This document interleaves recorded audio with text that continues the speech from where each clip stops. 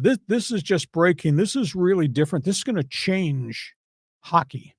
Let's talk about this. Yeah, the Medicine Hat Tigers. I want to know more about this. Medicine Hat Tigers are one of the elite teams in the Western Hockey League, the Canadian Junior Leagues, which is made up of the teams in Western Canada, the Ontario Hockey League, and the Quebec League. Medicine Hat has a young forward by the name of Gavin McKenna.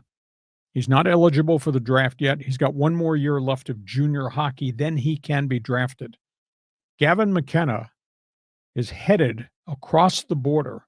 He might leave Medicine Hat, and he might enroll at Michigan State. And why is this a story? The NCAA, which always loses lawsuits, lost a lawsuit 6 months ago, 8 months ago. We've talked about it, in which Canadian junior players from those three leagues can now cross the border and get signed to play at an NCAA school. Cool.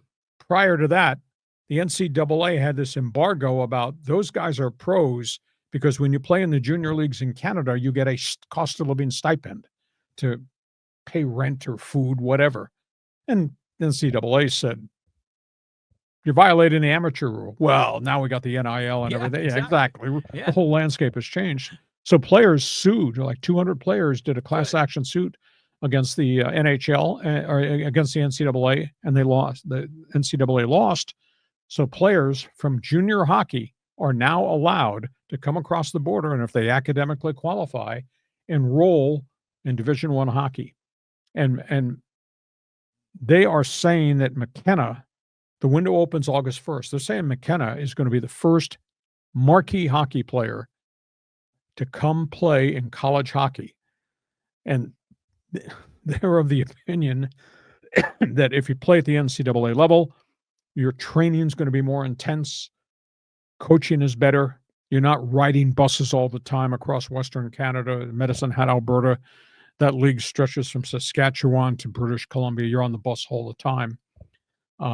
This kid is going to be they think is going to be the first name player to come across the border. He'd probably play 1 year at Michigan State, slated to be the number one pick next year. As a 17-year-old this year, kid scored 40 goals, had 97 assists. Medicine Hat just got to the Memorial Cup finals where they lost to the London Knights, which the Memorial Cup is the championship playoff of the top teams in each of the three junior leagues. This kid might wind up at Michigan State. And you're going to see in other college hockey programs, Minnesota Duluth, Minnesota, some of these other big-time programs are going to lure other players because now some of these schools also have NIL money, and this kid's going to make more money if he goes to Michigan State under the NIL banner than the cost of living stipend that he got playing in Western Canada. So it bears watching. It's good for the players, so you like that, being a bleeping capitalist. It's good for the players, but I think it's going to be bad for junior hockey. I think it's going to raid junior hockey. A lot of kids are going to come across the border and try to come play in the States because better paydays there, maybe a little bit better coaching too. But that'd be interesting. But that's the story that was breaking in the early morning hours today. This kid, Gavin McKenna, is supposed to be a real star. Doesn't it? Do you ever notice that there's historically in America, there's been like this romantic feeling about the amateur player, and they try to treat them differently than the professional player.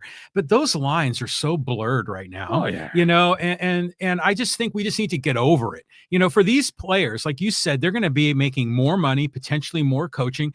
And if that means that the junior hockey league in Canada is going to suffer, well, then the junior hockey league in Canada needs to step up and provide a way to be able to pay their players more or offer more benefits or something to compete. So I think this is good that he's going and making this transition. And by the way, even before NIL, it still was a farce to really think of the purity and sanctity of the amateur athlete in NCAA when there was billions of dollars rolling through March Madness and the football and everything else. So it's just a farce. I mean, just get back to reality, offer the best opportunity for these players, and then they will go where the money is. I think you're correct in that assessment. As long as we have structure in NIL, and everybody operates by the same set of principles. That's fair. And that we also have to have a structure and control of the transfer portal. So that's where we are. Hockey Hotline is open. If you're an NHL fan, want to talk about what I'm wearing, talk about the Oilers, talk about the Panthers. Am I the only one that knows where Medicine Hat, Alberta is? Feel free. Jump on board. Hockey Hotline That's a is city? open. Yes, Medicine Hat, Alberta. I mean, it sounds like It's in northern Alberta. It's an Indian territory. well, that's what I thought. It sounds like a tribal reservation. Exactly. That's where we are. All things Hockey Hotline is open. Last topic on the table.